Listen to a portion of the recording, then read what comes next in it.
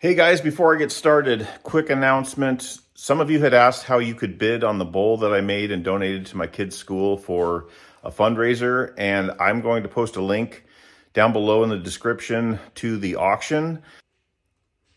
The auction is running until March 17th, so you can check it out, see how it's doing, bid if you'd like. It's up to $85, I believe, right now already. I'll, of course, post an update when it sells. But today, I tried to make a vase. It didn't go well. I made a bowl instead. Check it out. Well, guys, today on the lathe here, I've got this beautiful U-crotch. As you can see, it is full of issues. Namely, this arm of it broke, probably when I was harvesting the log. It has two piths in it, you can't quite see, but between the piths was a void, so I filled that up with some leftover epoxy that I had from another project. Not sure I got it in there deep enough. You know, I've seen some people lately take pieces of wood that seem too small to make anything out of, and they end up with something amazing. Phil Anderson's last video, he took a tiny piece of laurel and made a beautiful piece out of it, so I think there's something hiding in here, and I'm thinking it's a vase. So I'm going to take this to the chop saw, square it up, and put it between centers and see what we can come up with.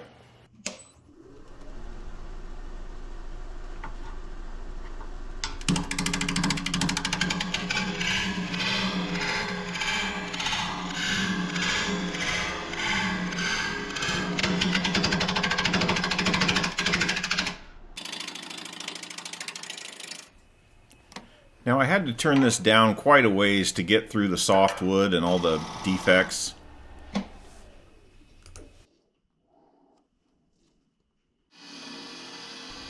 Somehow the more I turned this thing, the smaller it got and the less it looked like the vision I had in my head. Before I knew it, it was looking less like a vase and more like a beaker from a science lab. And then it started looking like Apollo 11, and here I don't know what the heck's going on.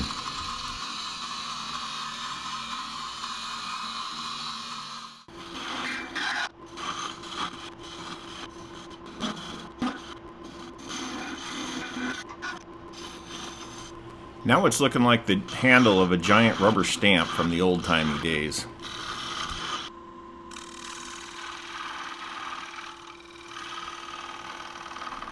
I had ended up hollowing it out with a Forstner bit.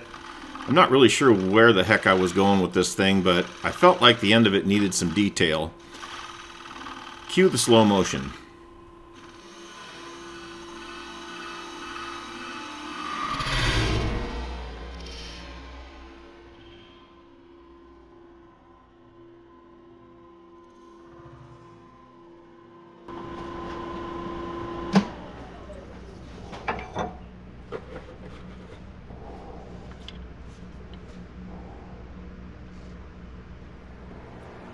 So now we're going to go with plan B. I've got this firewood looking chunk of English walnut. I've got a woodworm screw hole drilled into it, and I'm going to try and make a shallow little live edge dish. We're going to see how that goes.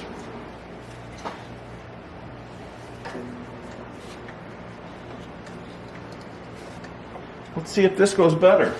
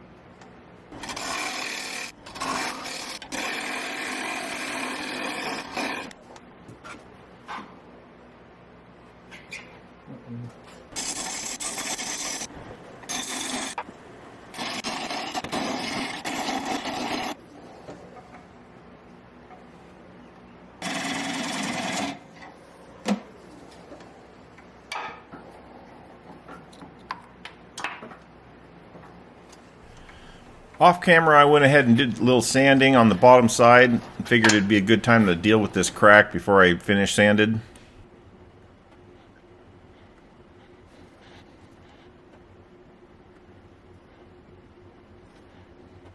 I'm not using the activator right now because I want it to get down in there. Boy, it's drinking it up.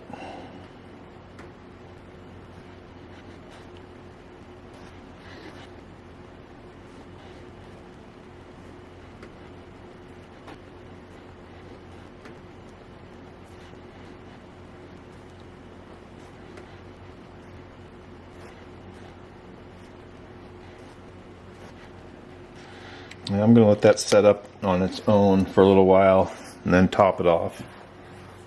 Well, it's sanded up and looking pretty good. I think it's time to flip this thing around and start hollowing it out.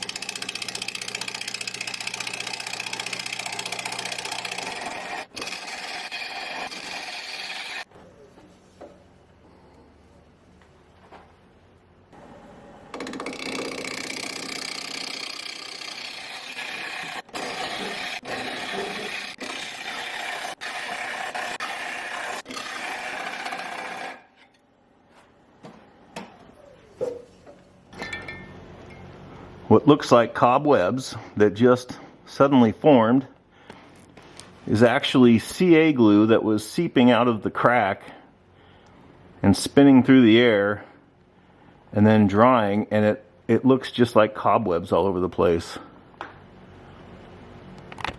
Crazy.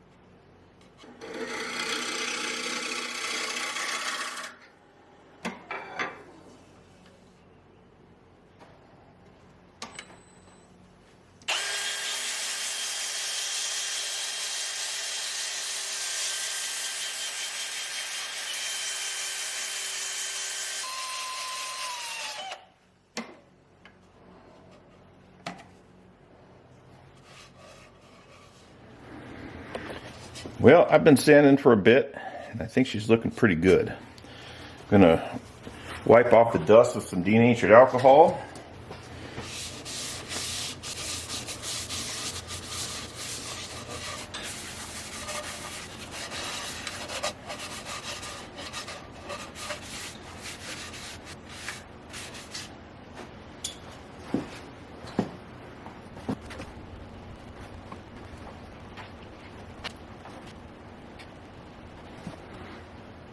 Well, guys, admittedly, I have not made an effort to acquire the proper collection of wood finishes for such projects, but today is no exception. I've got some water-based polyacrylic that I'm going to use on this instead of Rubio monocoat. I want to see if this keeps more of the lighter color of this English walnut.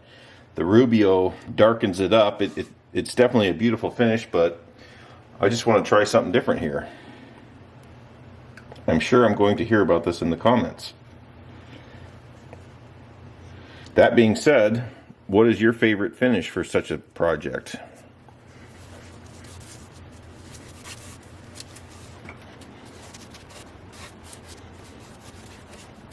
I use this on a madrone slab for the front desk of my wife's salon, and it made a nice, beautiful matte finish, nice and smooth, and that's kind of what I'm hoping for on this bowl.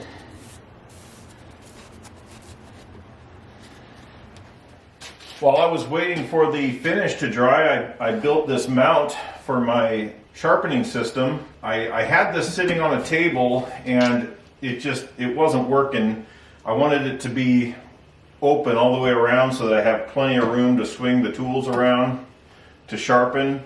I'm going to put some pegs on the walls for my extra belts and to hang the accessories for this, but this should work out pretty slick for me. Well, I put a couple coats on. I did do some wet sanding with some 800 grit in between coats. It's a little shinier than I think I was expecting. It's not terrible, but I don't know that I would do it again. Not quite as natural as I think I was hoping for. But I'm going to get it turned around and get that tenon removed and call this thing a bowl.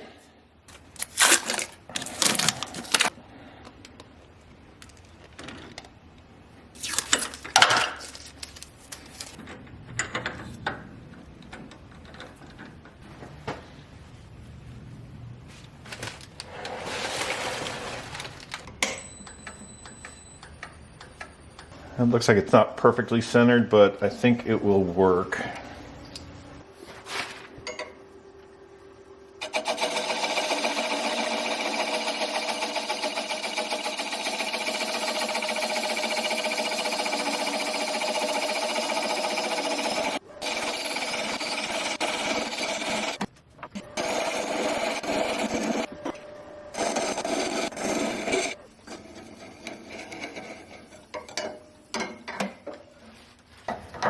Perfect.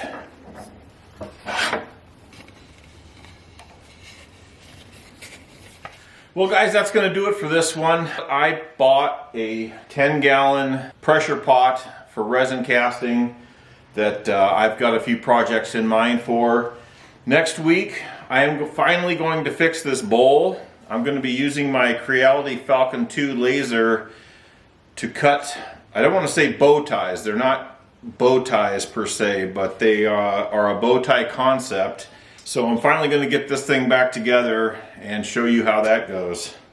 And I got a few other things planned as well, so until then, stick around. We'll see you soon.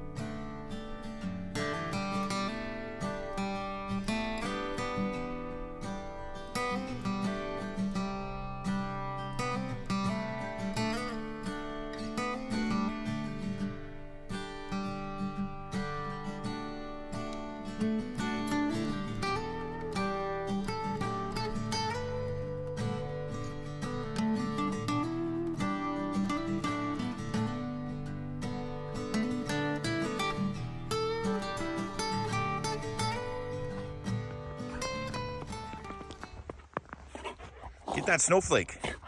Get the snowflakes.